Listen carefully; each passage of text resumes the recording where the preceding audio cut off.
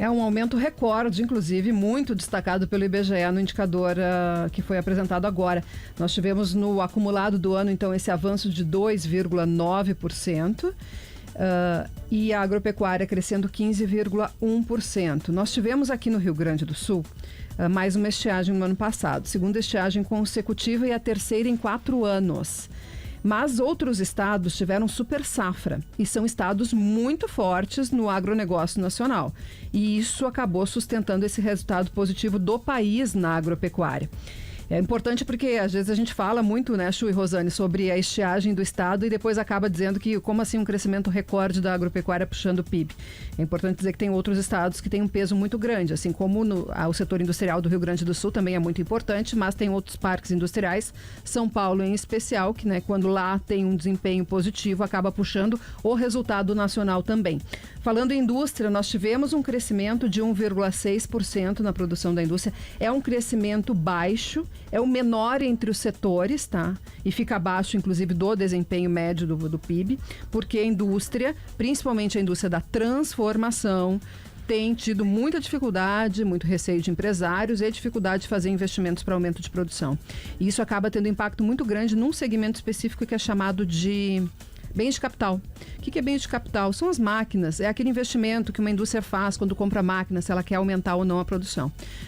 E isso se sente muito a confiança ou não do empresário de que vai ter uma demanda para os seus produtos, aí ele investe ou não na sua indústria, e reflete muito o juro, porque para tu investir, muitas vezes tu tem que tomar crédito. E isso, aí o crédito mais caro com juro alto acaba inibindo esses investimentos.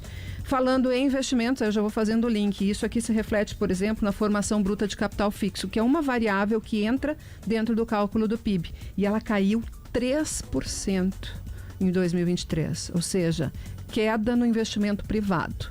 Empresas investindo menos no ano passado. Esperamos que neste ano melhore, né? Com redução da taxa de juros. Exato. Esse ponto é muito importante, né, já na perspectiva de uma Selic em queda. Ontem nós falávamos muito aqui no programa sobre a influência das decisões que estão sendo tomadas nos Estados Unidos, da previsão de uma Selic caminhando para a casa de 9% em 2024. Isso vai ser muito determinante para esse tipo de investimento.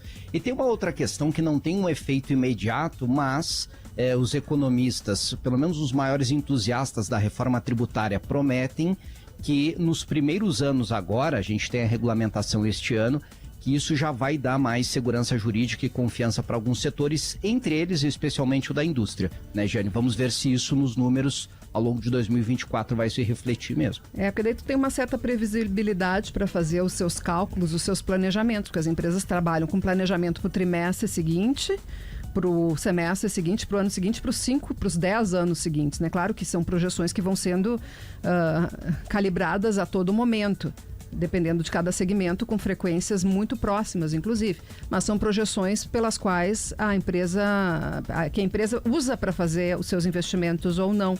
O setor de serviços, tá, que pega comércio e pega prestação de serviços, teve um desempenho positivo de 2,4% no ano passado, teve um aumento de consumo das famílias e teve um aumento também de gastos do governo. Então, isso acaba se refletindo no desempenho do setor de serviços. Se reduzir a taxa de juro, vai estimular ainda mais o crédito e devemos ter também uma ativação maior deste setor. A redução da taxa de juro, ela é boa para o crédito para a empresa fazer investimento, mas ela é boa também para o crédito que é feito para os consumidores e acaba gerando essa movimentação.